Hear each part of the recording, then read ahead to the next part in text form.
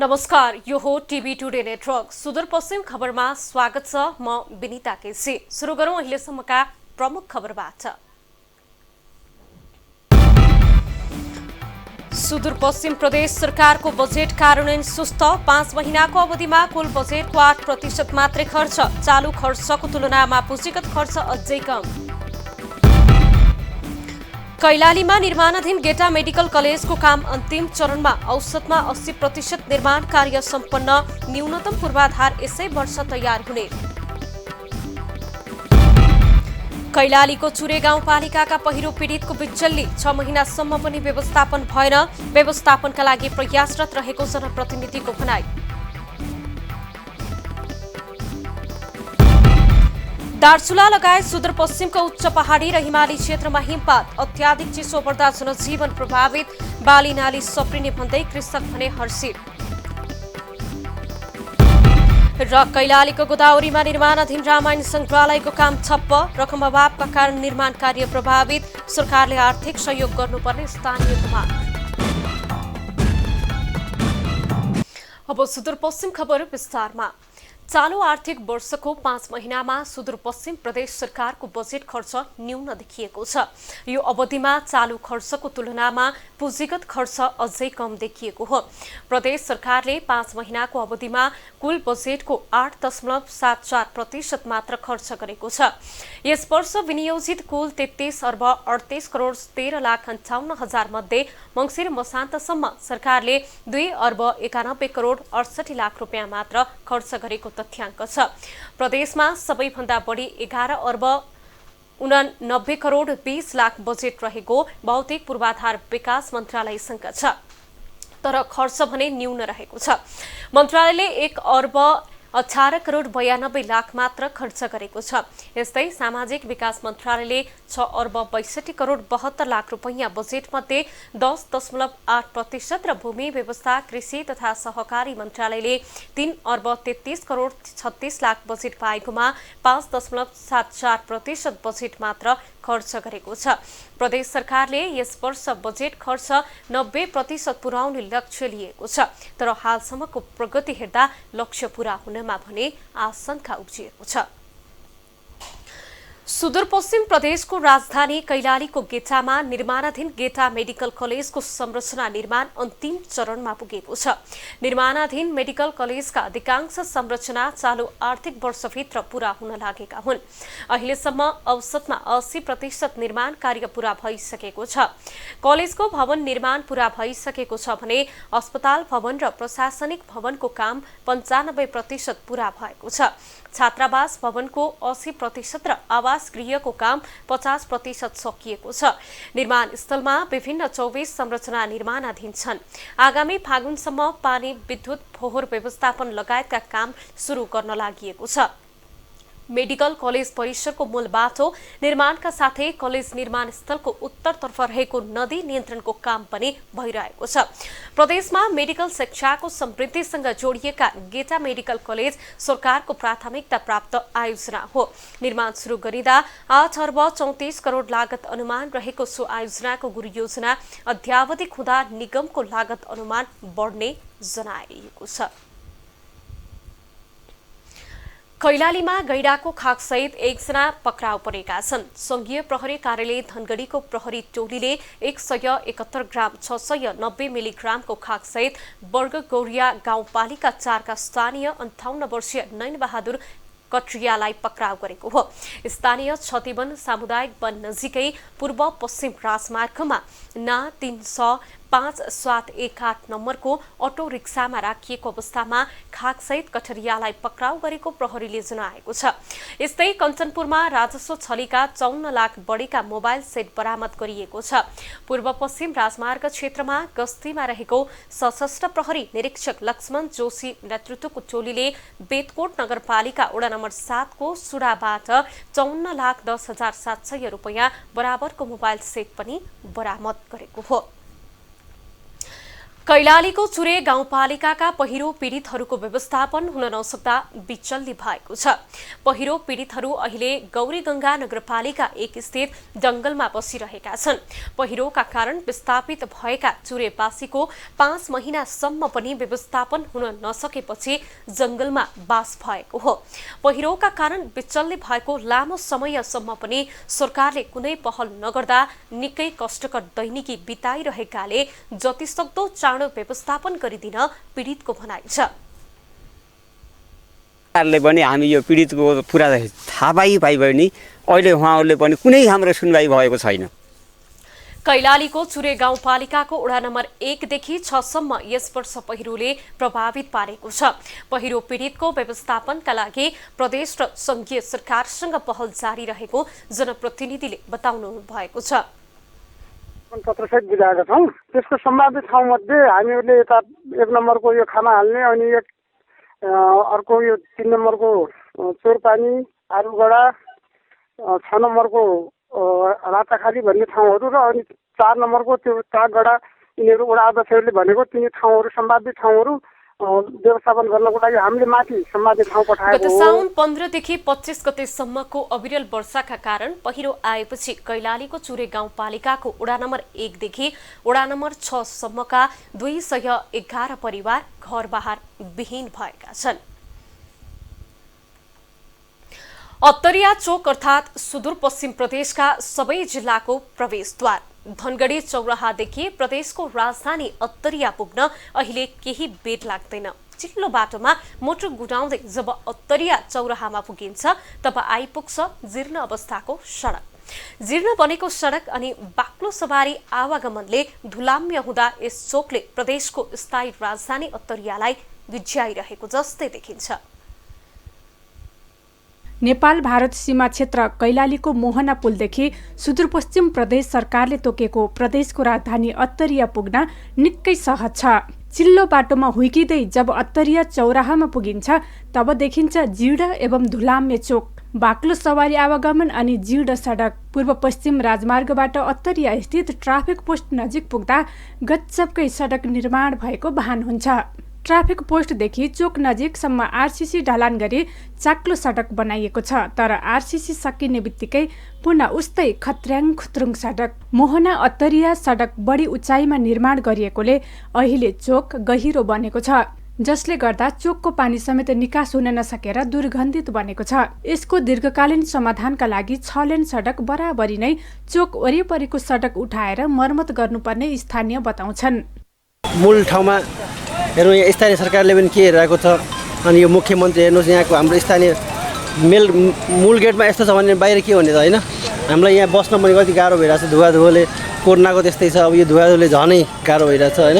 अब के सरकारलाई थाहा पनि पर्ने, अब उहाँ आफै हिँड्नुहुन्छ यो बाटो होइन, आफै हिँड्नुहुन्छ, आफै यताउता जानुहुन्छ, केही छैन, व्यवस्था गर्नुभएको छ। यहाँ सर्वसाधारणलाई पनि गाह्रो भइरहेछ, अनि के अरे यताउता गर्ने मान्छेलाई पनि त गाह्रो भइरहेछ। प्रदेशको राजधानी तोकिएको अत्तरिया क्षेत्र र यो चोक व्यवस्थित बनाउनु पर्ने प्रदेश सरकारको दायित्व हो, तर सरोकारवाला बेखबर छन्। प्रदेशकै मुख्य प्रवेशद्वार जीर्ण एवं थोत्रो भएको हुँदा समग्र सुदूरपश्चिमलाई नै कुरूप बनाइदिएको स्थानीय बताउँछन्। यहाँ अब धुवाधुलोको कुरो गर्नुहुन्छ भने देखि नै राख्नुभएको छ, तपाईँहरूको सामुन्ने हो। क्यामेरा घुमाएर फर्काएर हेर्दा हुन्छ हामीलाई कतिको के दुःख भइरहेछ, कुन किसिमले हामी भोगिरहेछौँ। यहाँको स्थानीय प्रशासनले पनि कुनै वास्ता गरेको छैन। सुदूरकै राजधानी एवं केन्द्र अत्तरिया चोक वर्षौंदेखि जीर्ण हुँदै गए पनि स्तरोन्नतिमा सरकारवालाले ध्यान दिएका छैनन्। सडक स्तरोन्नति तथा जीर्णोद्धारका लागि पटक पटक स्थानीय तथा प्रदेश सरकार र सडक डिभिजन कार्यालयलाई आग्रह गर्दा सुनवाई नभएको अत्तरिया उद्योग वाणिज्य संघका अध्यक्ष अशोकराज देवकोटाले बताउनुभयो। यसका लागि चाहिँ हामीले पटक पटक चाहिँ अब सडक डिभिजन कार्यालय भयो, यहाँको स्थानीय सरकार गोदावरी नगरपालिका भयो, उहाँलाई चाहिँ हामीले चाहिँ अब मौखिक रूपमा चाहिँ पहल पनि गरेका छौँ। यसलाई चाहिँ केही नभए पनि यसलाई दीर्घकालीन समस्या समाधान गर्दा सबभन्दा राम्रो होला। संघीय सरकार मातहतमा रहेको राजमार्ग र अत्तरिया चोकको मर्मतका लागि सडक डिभिजन कार्यालय महेन्द्रनगरले छिट्टै काम अगाडि बढाउने बताउँदै आएको भए पनि काम भने सुचारू हुन सकेको छैन। अत्तरिया चोक जीर्ण हुँदा एकातर्फ समग्र सुदूरपश्चिमलाई कुरूप बनाएको छ भने अर्कोतर्फ यस क्षेत्रमा दुर्घटनाको जोखिम बढाएको छ। यस्ता समस्याहरूलाई मध्यनजर गर्दै सरोकारवालाले सडक स्तरोन्नतिका लागि समयमै ध्यान पुर्याउनु आवश्यक छ। कैलालीबाट अनिल पन्तको रिपोर्ट। सुदूरपश्चिम खबरमा पालो छोटो विश्रामको।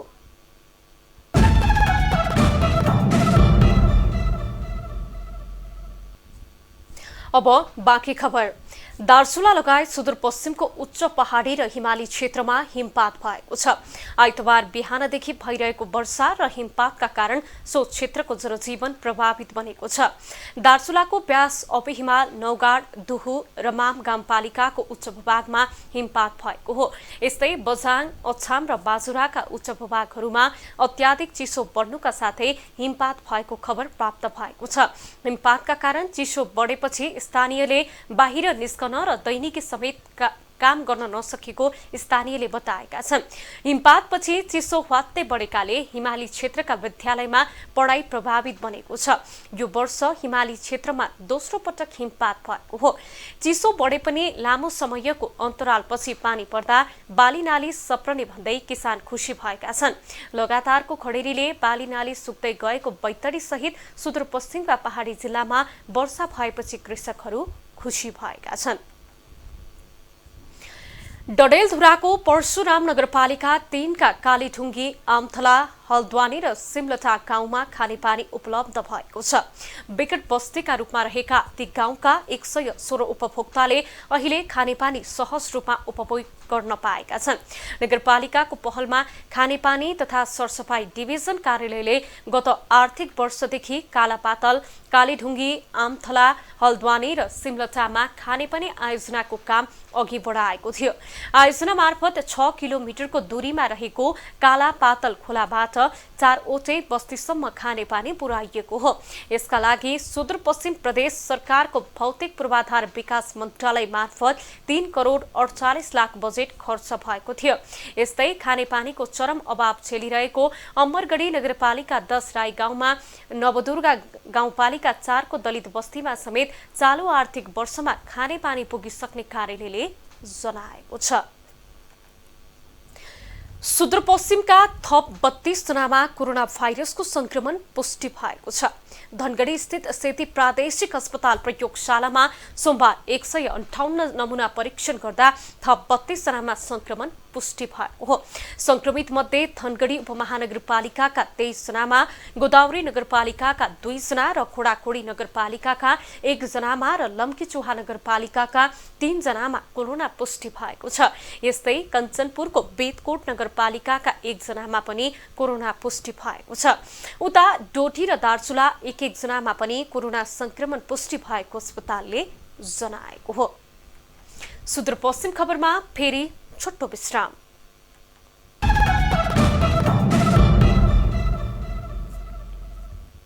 अब जनावाज।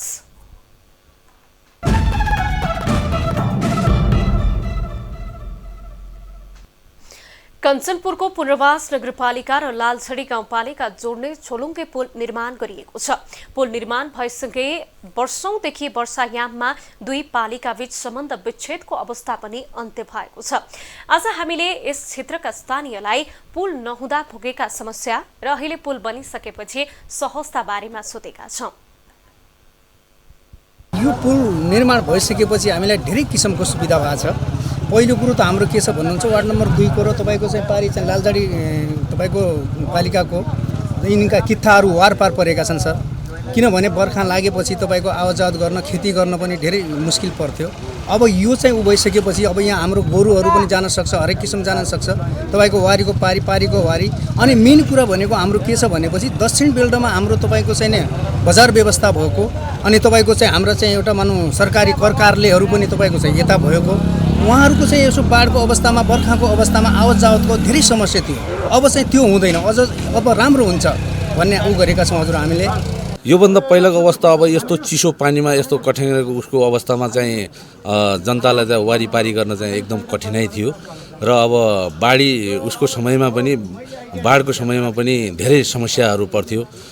घाँस दाउरा सबै गर्दाखेरि अहिले यो पुल जब झुलुङ्गे पुल निर्माण गरिसकेपछि अहिले यहाँका जनताहरू सबै हर्ष भएका छन्, खुसी लागेको छ उहाँहरूको। यहाँ दिनभरिमा तपाईँको अहिले हेर्न आउने थुप्रै हाम्रा यहाँका अब जनसमुदायहरू हेरेर खुसी भएर हर्ष भएर गएका छन् अहिलेसम्म। अब यो पुल भनेको तपाईँको हाम्रो यहाँको पूर्ववासी जनता र लालझाडीको एउटा मेन एउटा यसलाई चाहिँ सम्पर्क जोड्ने एउटा तपाईँको माध्यम हो होइन। त्यसो हुँदा वर्षायाममा बाढी भएको बेला यहाँबाट विद्यार्थीहरू पनि आउँछन् यहाँ तपाईँको पूर्णवासमा पढ्न, यहाँ क्याम्पस भएको हुनाले पढ्न आउँछ। त्यसो उहाँहरू यो बर्सातमा उहाँहरूलाई साह्रै अप्ठ्यारो हुन्थ्यो, त्यसकारण उहाँहरू अब पढ्न लेख्नबाट पनि वञ्चित हुने र त्यसपछि सिमाना हाम्रो यहाँ छिमेकमा यो हाम्रो चाहिँ भारतको सिमाना छ, त्यहाँबाट तपाईँको केही खरिददारी गर्नुपर्ने भए पनि आउँथ्यो र आफ्ना यहाँ उत्पादन भएका सामानहरू पनि त्यहाँ बेच्नका निमित्त उहाँहरू आउनुहुन्थ्यो। त्यसका निमित्त बर्खामा एकदमै बाढीले गर्दा सताउँथ्यो र उहाँहरू आफ्ना भएका चाहिँ सामग्रीहरू उहाँहरूले उत्पादन भएका सामग्रीहरू त्यहाँ उनीहरू सडाएर बस्न बाध्य हुनुहुन्थ्यो। तर अब यो पुलले गर्दा साह्रै सजिलो भएको छ र हामीले पनि यहाँ यो छिमेकमै हाम्रो तपाईँको यहाँ यो लालझालीतिर वन भएको हुनाले हाम्रो यहाँको गृहिणीहरू अब तपाईँको जङ्गलमा दाउराको लागि आउन धेरै असजिलो थियो। त यो पुलले गर्दा अब केही हदसम्म तपाईँको यो यहाँका पूर्णवासी जनता र लालझाडीका जनताहरू बिचको तालमेल अथवा त्यहाँको जनताहरू यहाँको जनतामा अलिकता यो पुलले धेरैभन्दा धेरै सहज गरेको छ। यो तपाईँको अहिले यो आज हामी यो झुलुङ्गे पुलको आज उद्घाटन सत्रमा छौँ। यो झुलुङ्गे पुलले गर्दा तपाईँको लालझाडी गाउँपालिका 1 र अनि पुरनबास नगरपालिकाको लगभग तपाईँको 3-4वटा वडालाई नै जोड्दैछ र यसले गर्दा अब एकदमै साथ हुनु रहेछ। यो लालझाडी 1 को किसानको अब हाम्रो जग्गा पनि तपाईँको खोलापारी नै खेतीपातीको बेला पनि हिउँदको महिनामा सधैँ खोला तरिराख्नुपर्ने अनि तपाईँको बर्खामा तपाईँको खेतीपाती लगाउन आउन जानै गाह्रो हुन्थ्यो। यो झुलुङ्गे पुलले गर्दा अब एकदमै सहज हुन्छ सबै। पहिला त तपाईँको एकदमै अप्ठ्यारो नै थियो। अब पारी लालझाडीका वासीहरूको जग्गा पनि यो साइडमा भएको हुँदा बर्सातमा त साह्रै अप्ठ्यारो र तपाईँको यो आवत जावत गर्ने मान्छे पनि कतिपय उसमा चाहिँ अहिले सानो नदीमा पनि तपाईँको सानो पानीमा पनि डुबेर होइन ज्यान गएको अवस्था छ र अहिले एकदमै सहज भएको छ। सबै मान्छेहरू चाहिँ एकदमै खुसी भएका छन् यतिखेर। अब आर्थिक खबर।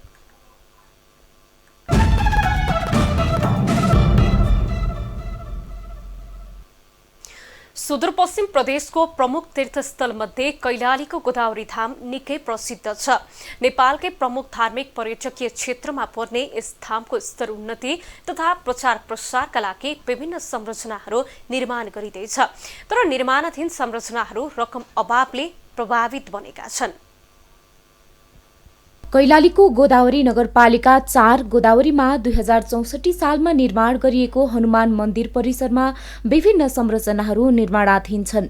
जनसमुदायबाट आर्थिक रकम संकलन गरी 51 फिट अग्लो हनुमानको मूर्ति, सिद्धि विनायक मूर्ति, राधाकृष्ण मूर्ति, लक्ष्मण मूर्छित मूर्ति, शिव मूर्ति, शनिदेव मूर्ति बनाइएका छन्।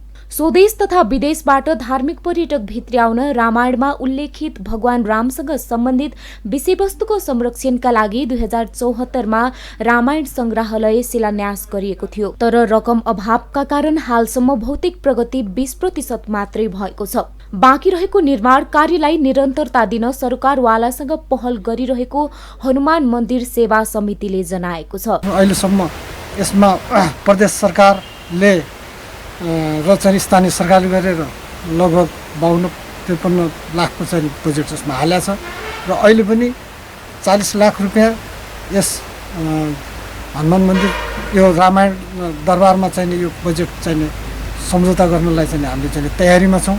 अहिलेसम्म प्रदेश सरकारको उद्योग, पर्यटन, वन तथा वातावरण मन्त्रालयबाट 30 लाख, गोदावरी नगरपालिकाबाट 20 लाख 50 हजार र अन्य जनश्रमदानबाट 5 लाख संकलन गरी करिब 55 लाख 50 हजार बराबरको निर्माण कार्य सम्पन्न भएको छ। निर्माण कार्यले पूर्णता पाए गोदावरी धाम आन्तरिक पर्यटकका लागि मात्र नभएर सुदूरपश्चिम भ्रमणमा आउने बाह्य पर्यटकका लागि पहिलो रोजाइमा पर्ने स्थानीयहरूको भनाइ छ। अति आवश्यक यसको बाउन्ड्री र यो चाहिँ यज्ञशालाको अति आवश्यक भएको हुनाले चाहिँ यो गर्दै लानु भन्ने आशामा छौँ हजुरको। अब यो हाम्रो मात्रै नभएर यो देशैभरिको लागि र यो सुदूरपश्चिमा अञ्चलको लागि पनि धेरै उत्तम र धेरै राम्रो ठाउँ। धार्मिक आस्थाको केन्द्र मात्र नभएर गोदावरी प्राकृतिक रूपमा पनि एक मनोरम क्षेत्र हो। यसको स्तरोन्नति प्रचार प्रसार गरेर आन्तरिक तथा बाह्य पर्यटकको आगमन बढाउन सके प्रदेशको आर्थिक समृद्धिमा दीर्घकालीन लाभ मिल्ने देखिन्छ। टिभी टुडे एचडी टेलिभिजन जिल्ला ब्युरोको सहयोगमा कैलाली सहकर्मी अनिल पन्तको रिपोर्ट। सुदूरपश्चिम खबर सकियो। बिदा लिनु पूर्व प्रमुख खबर फेरि एकपटक। सुदूरपश्चिम प्रदेश सरकारको बजेट कार्यान्वयन सुस्त। 5 महिनाको अवधिमा कुल बजेटको 8% मात्रै खर्च। चालू खर्चको तुलनामा पुँजीगत खर्च अझै कम। कैलालीमा निर्माणाधीन गेटा मेडिकल कलेजको काम अन्तिम चरणमा। औसतमा 80% निर्माण कार्य सम्पन्न। न्यूनतम पूर्वाधार यसै वर्ष तयार हुने। कैलालीको चुरे गाउँपालिकाका पहिरो पीडितको बिचल्ली। 6 महिनासम्म पनि व्यवस्थापन भएन। व्यवस्थापनका लागि प्रयासरत रहेको जनप्रतिनिधिको भनाइ। दार्चुला लगायत सुदूरपश्चिमको उच्च पहाडी र हिमाली क्षेत्रमा हिमपात। अत्याधिक चिसो बढ्दा जनजीवन प्रभावित। बाली नाली सप्रिने भन्दै कृषक भने हर्षित। र कैलालीको गोदावरीमा निर्माणाधीन रामायण संग्रहालयको काम ठप्प। रकम अभावका कारण निर्माण कार्य प्रभावित। सरकारले आर्थिक सहयोग गर्नुपर्ने स्थानीयको माग। हामीलाई TV today Nepal apps download गरी विश्वभर प्रत्यक्ष हेर्न सक्नुहुनेछ। साथै www.tvtoday.news.com मा गई हेर्न र पढ्न सक्नुहुनेछ भने फेसबुक, युट्युब र ट्विटरमा समेत फलो गर्न सक्नुहुनेछ। विकास, निर्माण र जनसरोकारको विषयमा हाम्रो आवाज जारी छ। अहिलेलाई सम्पूर्ण सुदूरपश्चिम खबर युनिटका साथ म विनिता केसी पनि बिदा चाहन्छु। टिभी टुडे एचडी हेर्दै गर्नुहोला। नमस्कार।